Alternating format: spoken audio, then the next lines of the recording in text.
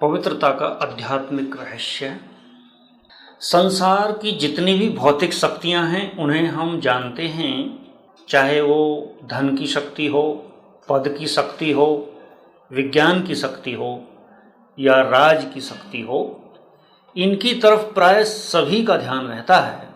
इन शक्तियों को प्राप्त करने की प्रतिस्पर्धा की आंधी की तेज हवाओं के स्पर्श के प्रभाव से आज हर मनुष्य कम या ज़्यादा प्रभावित है। लेकिन एक शक्ति ऐसी भी है जिसको बहुत कम लोग जानते हैं। जो जानते हैं उनमें से भी बहुत कम लोग ऐसे हैं जो उस शक्ति के महत्व को जानकर उसका निरंतर विकास कर उसका उपयोग सृजनात्मकता में करते हैं। बहुत कम लोग ऐसे हैं जो मानव जीवन की अनंत संभावनाओं के उच्चतम शिखर की ऊंचाइयों का आनंददायी अनुभव करने का लक्ष्य बनाकर चलते हैं। वह शक्ति है पवित्रता की शक्ति। अगर दूसरे शब्दों में कहा जाए तो असलियत यह है कि पवित्रता की शक्ति ही सबसे बड़ी शक्ति है। इस शक्ति की तुलना में सभी शक्तियां छोटी पड़ जाती हैं। पवित्रता की शक्ति कैसे सबसे बड़ी शक्ति है? हम कैसे कह सकते हैं कि पवित्रता की शक्ति ही सबसे बड़ी शक्ति है? क्या इसका कोई वैज्ञानिक आधार है? पवित्रता की शक्ति के गहन अर्थ को हम समझ लें तो वैज्ञानिक अर्थ भी स्वतः स्पष्ट हो जाएगा। संपूर्ण पवित्रता का गहन अर्थ है कि जो चीज जैसी है उसे काल, देश और परिस्थिति के अनुसार वैसा ही देखना। इसका अर्थ होता है कि एक ऐसी आंतरिक योग्यता की प्राप्ति जिसके द्वारा जो चीज यथार्थतः जैसी है उसे ठीक वैसा देखा, समझा और अनुभव किया जा सकता है। पवित्रता की इस मनोवैज्ञानिक व दार्शनिक परिभाषा में सबसे बड़ी शक्ति होने का सार तत्व समाया हुआ है। आत्मा में यदि यह योग्यता आ जाए तो जीवन में कुछ और प्राप्त करने के लिए शेष नहीं रहता। बाकी जो कुछ भी है वह इसी की तह में ही छिपा हुआ होता है। इस स्थिति में आत्मा प्रकृति के सभी प्रकार के आकर्षणों से मुक्त होती है। प्रकृति के आकर्षण से मुक्त आत्मा अपनी आत्म जागृति की स्थिति से अगर चाहे तो प्रकृति की सभी प्राप्तियां कर सकती है। इस योग्यता के उपयोग द्वारा जो भी आत्मा को अभिष्ट हो, जो भी उसे अच्छा लगता हो, वह प्राप्त किया जा सकता है। इस विश्लेषण से हम यह समझ सकते हैं कि पवित्रता के होने से सर्व शक्तियों को कैसे प्राप्त किया जा सकता है। यदि आत्मा में आत्म संयम है, उसके विचार, उसकी भावनाएं और उसके कर्म श्रेष्ठ हैं तो उसके अंतर जगत में शक्ति का संचय होता है। इस शक्ति के संचय का उपयोग यदि आत्मा अपने मन बुद्धि को एकाग्र करने में करती है तो उसके मन बुद्धि सहज एकाग्र होते हैं। इसी संचित शक्ति का अगर निरंतर उपयोग करते चले जाएं तो आंतरिक एकाग्रता का समय एक निश्चित सीमा तक बढ़ जाता है। संपूर्ण जागृति के साथ मन बुद्धि की आंतरिक एकाग्रता की चरम स्थिति की अनुभूति को लगातार कुछ समय तक अनुभव करते चले जाने से मन बुद्धि की स्थायी एकाग्रता को उपलब्ध किया जा सकता है। इस प्रकार की एकाग्रता ही सबसे बड़ी शक्ति होती है। इस तरह की एकाग्रता की पृष्ठभूमि में पवित्रता की शक्ति का ही श्रेय रहता है। अपवित्र मन बुद्धि के द्वारा एकाग्रता की इस सीमा तक पहुंचा ही नहीं जा सकता। इसलिए यह ध्यान देने योग्य बात है कि एकाग्रता की शक्ति की पृष्ठभूमि में पवित्रता की शक्ति की ही एक बहुत बड़ी भूमिका रहती है। संपूर्ण एकाग्रता की ऐसी योग्यता से ही वह आंतरिक योग्यता प्राप्त होती है जिसके द्वारा जो चीज जैसी है उसे वैसा ही देखा, समझा और अनुभव किया जा सकता है। इसलिए यह कहा जाता है कि जहां पवित्रता है वहां शांति है, अर्थात जहां आंतरिक एकाग्रता है वहां शांति है, और जहां शांति है वहां स्वयं परमात्मा है, और जहां परमात्मा है वहां सब कुछ है। भावार्थ यह हुआ कि पवित्रता और शांति के चरमोत्कर्ष का दूसरा नाम एकाग्रता है।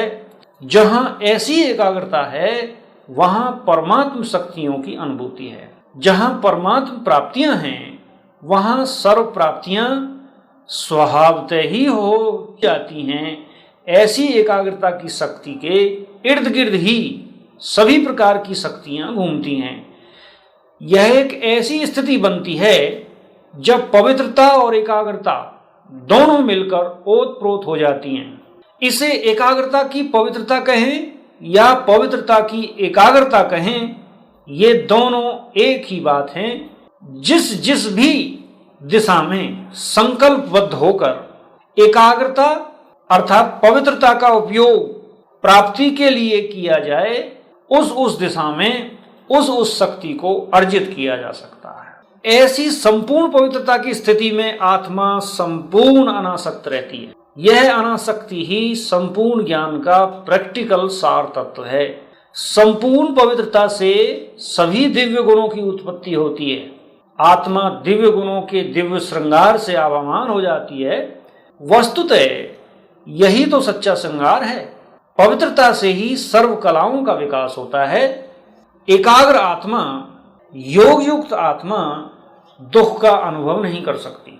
पवित्रता आंतरिक सुख का अनुभव कराती है। संपूर्ण पवित्रता में ही संपूर्ण अहिंसा समाहित होती है। पवित्र आत्मा मनसा वाचा कर्मणा किसी को भी दुख देकर हिंसा का कर्म नहीं कर सकती। पवित्रता की शक्ति में ही सच्ची सुरक्षा छिपी हुई होती है। पवित्रता की शक्ति एक सकारात्मक शक्ति है जो नकारात्मक शक्ति से सदा ही शक्तिशाली होती है। जो पवित्र है वह निर्भय है। पवित्रता की आभा अन्य अनेकों को भी सुरक्षित होने का अनुभव कराती है। पवित्रता की शक्ति से आसुरी शक्तियों पर विजय प्राप्त होती है। पवित्रता ही जीवन की यथार्थता है और यथार्थता ही पवित्रता है। संपूर्णता ही संपूर्ण पवित्रता है और संपूर्ण पवित्रता ही संपूर्णता है। ज्ञान के सार तत्व को समझकर राजयोग के सतत अभ्यास द्वारा आत्मा की संपूर्ण पवित्रता को बढ़ाया जा सकता है। यह पवित्रता की शक्ति ही आत्मा की गहरी मूर्छा को तोड़ने का साधन है। यह पवित्रता की शक्ति ही अमोघ संजीवनी बूटी भी है। पवित्र चेतना के जागृत होने से जन्मों जन्मों की अपवित्र चेतना की बेहोशी टूटती है। पवित्रता के दिव्य प्रकंपनों का संचार हमें शारीरिक और मानसिक रूप से स्वस्थ बनाए रखता है। ऐसी पवित्रता रूपी संजीवनी बूटी के सेवन से आत्मा जन्म जन्मांतर के लिए सुख शांति से संपन्न बन जाती है। पवित्रता रूपी औषधि सभी प्रकार की औषधियों से श्रेष्ठ है। इसकी कोई तुलना नहीं है। पवित्रता का आधार यथार्थ ज्ञान है। अज्ञानता अर्थात अपवित्रता, और यह अपवित्रता ही सबसे बड़ी बुराई है जिससे ही सभी बुराइयों का जन्म होता है। तथ्यात्मक बात यह है कि संसार में सबसे अच्छी चीज अगर कोई है तो वह पवित्रता है। अतः हम पवित्रता की धारणा द्वारा अपने मन बुद्धि को साधने की तपस्या करते हुए स्वयं को शक्तिशाली बनाएं। अनेक जन्मों से हारी थकी आत्माओं को पवित्रता की सुवास से महकाकर उनके जीवन को सुखी बनाने की सेवा ही सर्वोत्तम सेवा है। यह पवित्रता के विषय को बहुत सूक्ष्मता से और गहराई से समझाने का प्रयास किया गया है। इससे भी ज़्यादा यदि पवित्रता की शक्ति के बारे में कुछ भी स्पष्टीकरण, कुछ भी वर्णन किया जाए तो वो बहुत ज़्यादा रहस्यपूर्ण हो जाता है और बहुत ज़्यादा गूढ़ता उसकी हो जाती है। इसलिए गूढ़ता ना हो और सामान्य सभी लोगों को समझ आ सके उतने तक ही इसको सीमित रखा गया है। नहीं तो इसको और भी अधिक सूक्ष्मता से और विस्तार से इसकी व्याख्या की जा सकती है।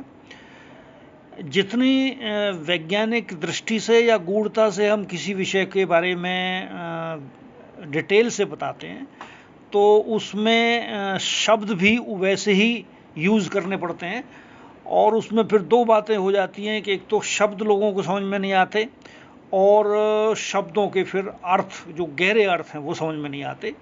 इसलिए इसको बहुत ही संक्षिप्त में ही कहा गया है और इसको ऐसा कहा गया है ताकि एक कॉमन आदमी को भी समझ में आ जाए, एक साधारण स्टूडेंट्स को भी समझ में आ जाए ये।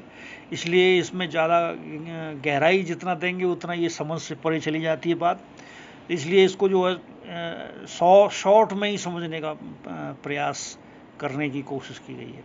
तो इसलिए आप सबसे यही एक निवेदन है कि इसको खास जितना इसमें एक लिमिटेड शब्द यूज़ किए गए हैं उसमें भी बहुत गहराई समाई हुई है, उसी को समझने का प्रयास करें।